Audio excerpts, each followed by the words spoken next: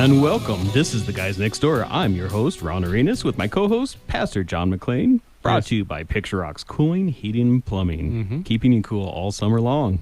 That's true. That is very true. Yeah, and I'm always call you, which is true, always say I'm here with the coolest guy in Tucson.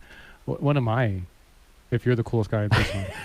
We're going to have to think about Yeah, we're going to think on that one. something clever. We'll think of it. Something clever.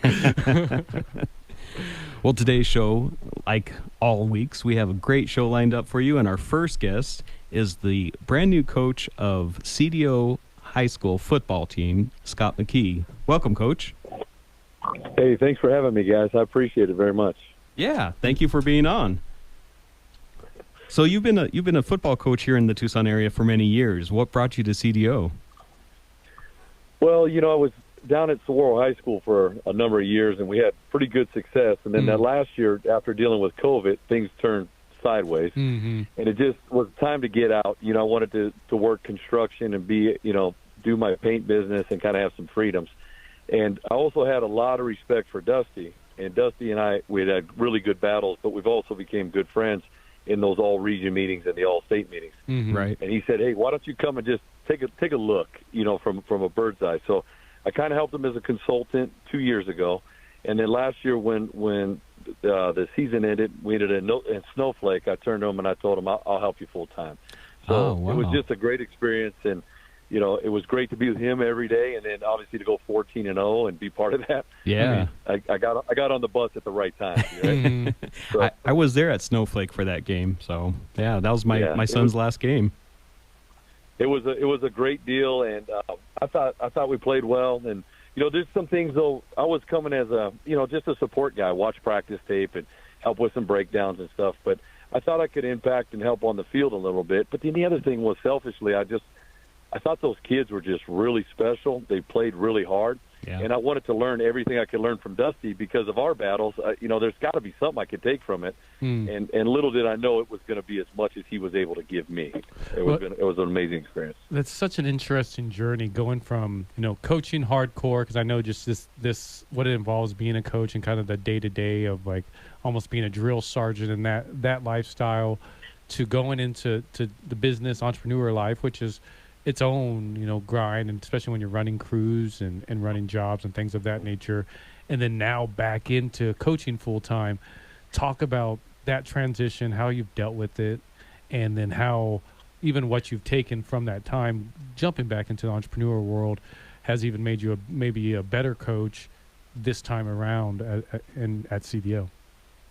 Well, I started the paint company when I was 15 years old, and it was just a way that I didn't have to push carts to Target. It was a better paycheck. So I did that for a while, and it was the bonus money. So once you're married and you have kids, hey, you want to go to Disneyland. Well, you weren't going to do that on a teacher's salary, so you had to go paint somebody's house. So it turned into like that. And then when I got tired of getting those teacher checks and just said, hey, we're going to figure it out. Now you know how it goes in construction. It's feast or famine. Yep. You may do a lot of work, and then all of a sudden you're not getting paid, or there's something else goes on. So I never had a choice to go to the family and say, hey, by the way, guys, I know you're hungry, but there is no dinner. So we had to find whatever you had to do. That might be a day of doing landscaping. I mean, it was anything to stay afloat. And what it really helped me with was learning to be adjustable. Because now you go to paint the house, I got one this weekend, but you go to paint it, and then all of a sudden the drywall crew's behind, right? And the electrician's behind. So then you got to move somebody that was supposed to be here. Now you're going to Phoenix to do something. So it's just kind of an evolution of being adjustable. But the other thing, what it did was, you missed the impact of being around the young men, because, get up at 3 o'clock in the morning and go work.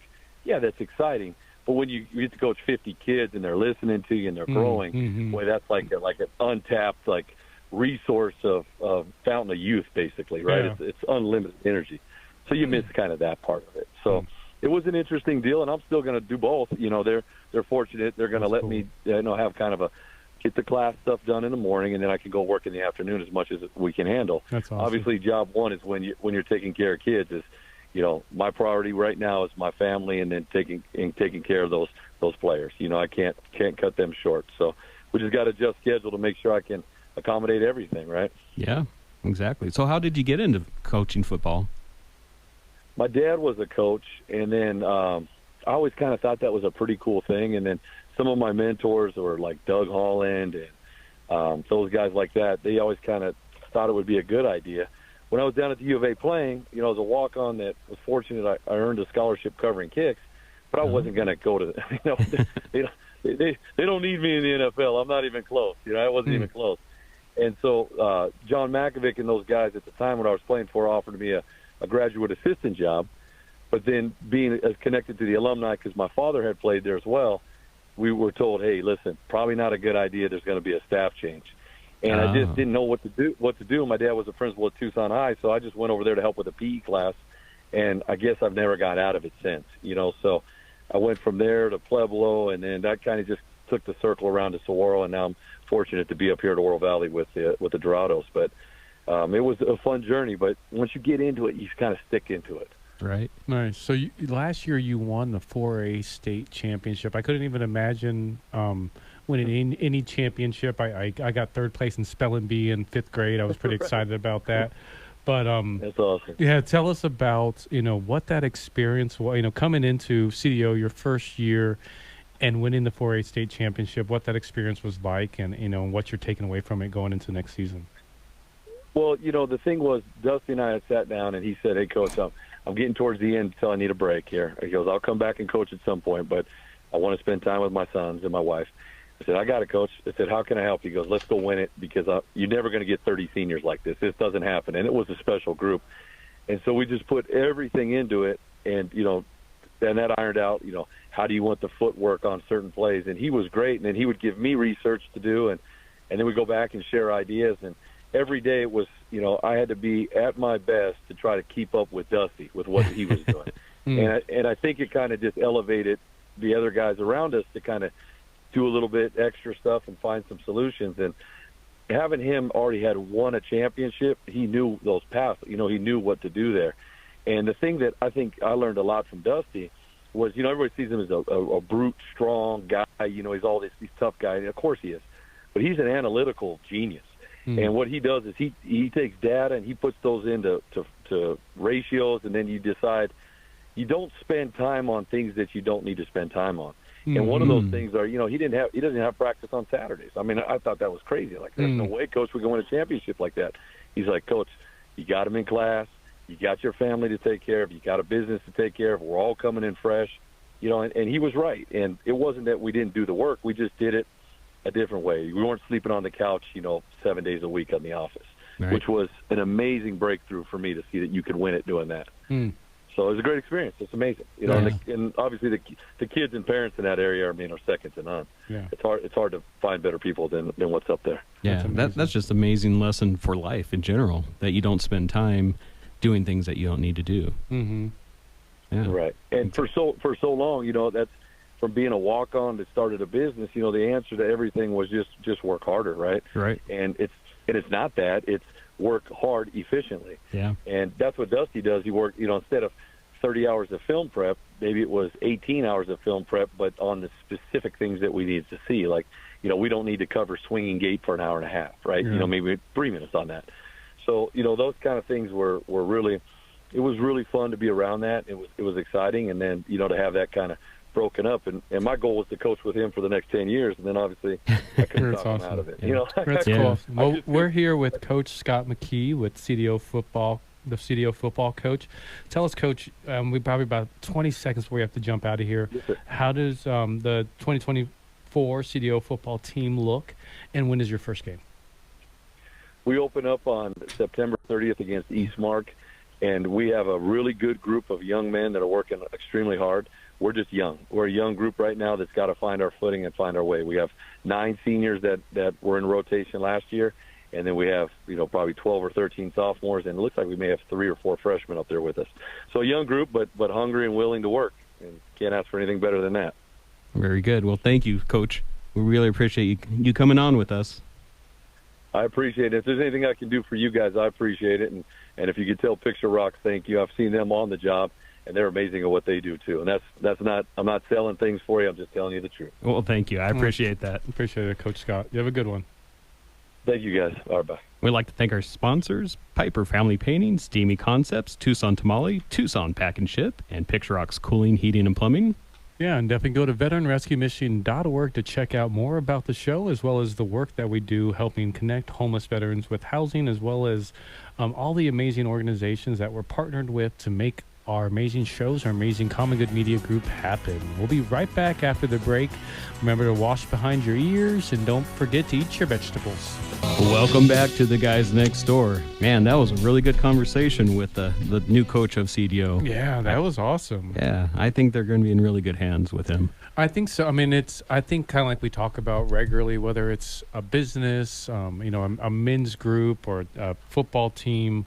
It's about the culture, about the character. It's always about the culture. Yeah, yep. And it was really awesome to hear that theme continuously rang through about. It's just like, okay, well, I'm in the character building business. Yeah, here's a little bit talk about football, but let me tell you about the character part of things, because that's actually what's important. Yeah, so, he's just gonna keep doing what Coach Peace was doing. Mm-hmm. So that's great. Yeah, that's awesome. So good grab once again. Yeah, thank you. You are awesome. You seem like you know all the powerhouse men in the city of Tucson. So I definitely look forward to getting to know our next guest better.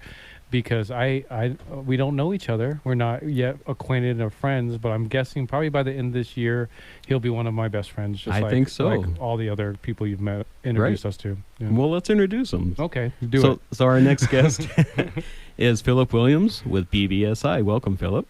It's good to be here. Thank you, gentlemen. Yeah. Thank you for being here. Thank you for the invite. What is BBSI? What is BBSI, Philip? Ooh, we help employers become professional employers, if you will. Okay. Okay.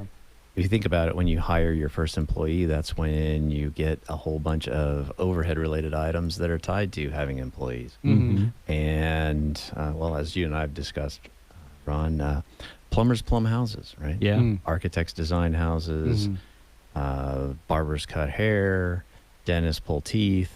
None of them went to school to learn all about HR and payroll and work comp and all those other fun things that come along with having employees. That is my line about marketing. So I don't appreciate that. Give my line about like I used to say that's artist. You're an artist. You do your art, and I'll do the business marketing side of things. So, yeah. Absolutely. That's cool. So I need you now for the HR side of things, because I don't like HR. So I don't think anyone likes HR. No, except for the HR people. Except for the HR people. Exactly. Let me tell you something. I got some pros in my office that love HR. Yeah, so, I bet. Just like nurses have definitely a higher tolerance for blood and all those other bodily fluids that I don't even want to know anything about. So that's probably you guys with HR stuff, huh? Where you're just like, bring it on. Oh, yeah. And I've got payroll people that they love payroll. They have empathy for employers like I've never seen before, because we sort of have a saying, if you mess with the payroll, you mess with the business. Yep.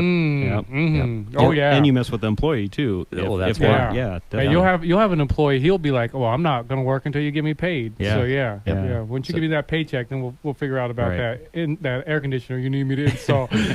I like payroll because it's numbers, and I can sit down and crunch numbers and do all the different things with that. I don't mind that part. Okay, well, I think you need a shrink if you like payroll.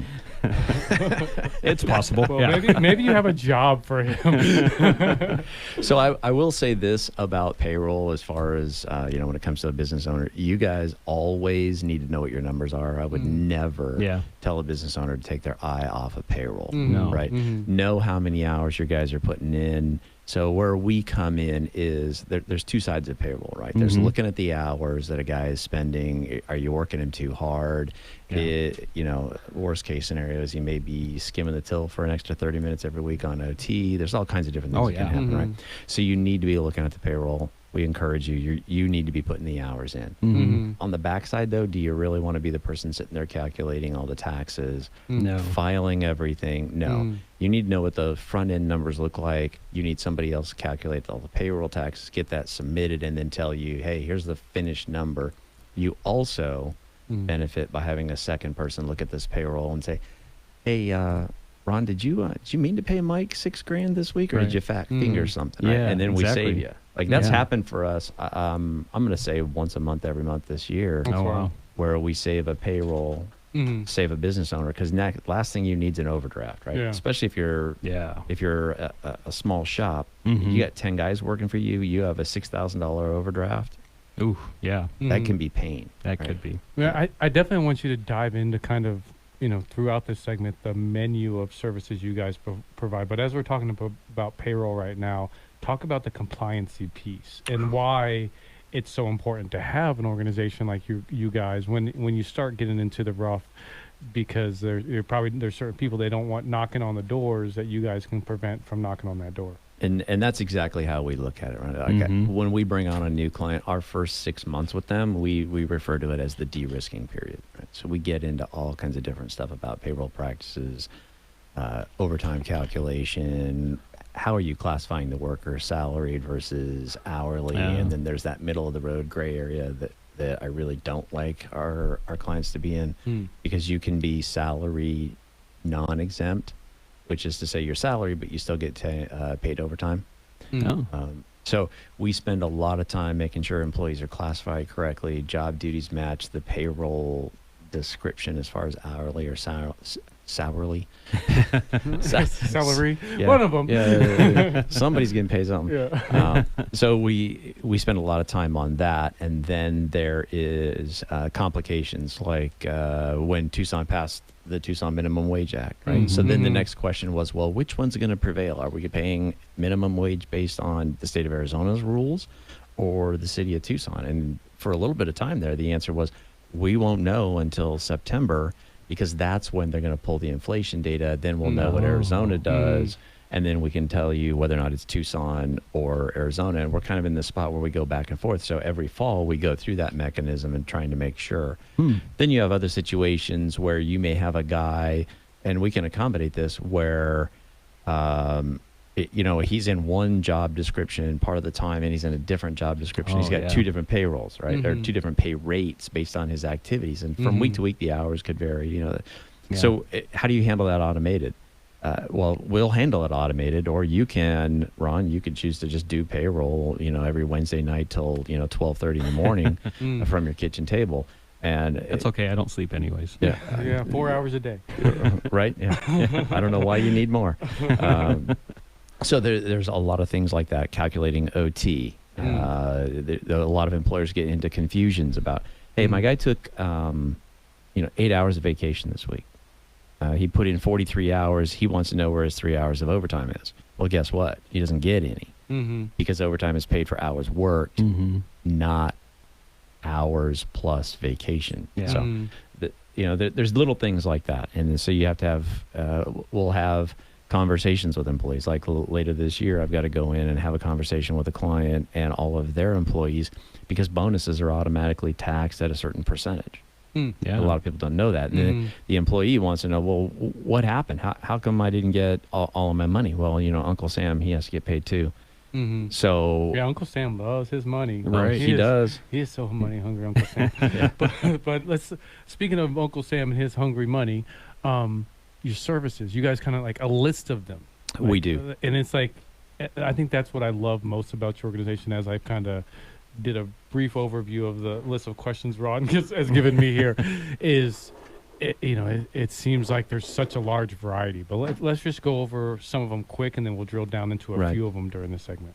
So we've spent a fair amount of time talking about payroll. Let's talk a little bit about HR. You can have a world of things happen to you over the course of time as you employees. How do you stay current on that? So we give you the phone number, not just their desk, but you have the cell phone number for an HR consultant. Not just an HR consultant, but the same HR consultant you're going to talk to every time. So it's somebody who understands something about your business, right? They're met familiar. Ron. Yeah. Right. They know, like, they understand your culture. So when you ask a question, the answer that you get is both based on, hey, look, here's how you ought to handle it, tuned to what's going on with your company culture and where you're trying to go with this thing, right? That's important. It's as if they're embedded in your business, but they're not. It's a la carte. Right. A lot of small business owners can't afford a full-blown HR manager, but you need to talk to one a la carte. Mm, So there's mhm. all of those different things that you can think about, the rules and everything that pops up. Then we'll bring in a risk consultant. Work comp can be a very expensive thing, especially if you start having folks get hurt. Mm, Mhm. mhm. When somebody gets hurt, it hurts the business because now you're down a guy. And as we've seen in labor shortages over the last several years, you can't afford to be out a guy. So Mm, how do you right. how do you properly educate and train your folks? And who's going to help you as the business owner make sure that that claim doesn't balloon Yeah. inappropriately, Yeah. right? Mhm. I mean, sometimes a guy gets hurt and it's legit and it's bad. Other times, we've seen situations where, the employee's trying to get a little extra work done, right? And that doesn't fit in the bill. Mhm. Yeah. And that's not the business owner's problem. So we have to police those sorts of things. So all kinds of training. We'll do OSHA training. We'll do CPR. You name it. We'll do tailgate talks for you if you're a construction company, forklift training, all kinds of that. And the really cool thing is, for us, the price is the price. So we don't nickel and dime our clients. Mm, Right? mhm. When we tell you, look, here's what your price is going to be. You miss a payroll check, no big deal. Just run one. You need forklift training, no big deal. Let's get it scheduled. Let's bring it in. And then every team also gets a business consultant. So Mm. you're getting somebody who knows what it's like as the business owner to sit down and actually sign the payroll checks. Mm, mhm. So that's where business owner empathy becomes a significant part of the equation. Beyond that, you want to offer health insurance as a small business employer in Tucson, you don't get treated real well. But if you're with us, you get priced like you're national. Yeah. Very good. So how do people get a hold of you for a consultation? Best thing to do, I'll give you my cell phone number because that's how we do Nice. things at Ah, yeah. BBSI. Okay. Right? So I'm at 520-977-2460. All right. Can you give that to us one more time? 520-977-2460. What does BBSI stand for? That is Barrett Business Services. Okay. Oh, okay. Nice. We actually started in 1951, incorporated in 1972, and then publicly traded in 1993. Wow. Awesome. Yeah. Well, thank you for joining us, Philip. Alrighty. Thank you. Yeah, that's Philip Williams of BBSI. That's Barrett Business Services, as I just learned right this very second. They do a lot of different stuff, particularly if you have a business that needs HR services, I'd give them a call. But this has been The Guys Next Door, brought to you by Picture Rocks Cooling, Heating, and Plumbing. I am Pastor John McClain here with the coolest guy in Tucson, Mr. Ron Arenas. Definitely check out picturerockscooling.com for some heating and cooling and plumbing services. And also go to veteranrescuemission.org to find out more about the work that we do locating and connecting homeless veterans with housing. There's probably more that goes with that, but remember, at the end of every day, remember, Ron, at the end of every day, it's night.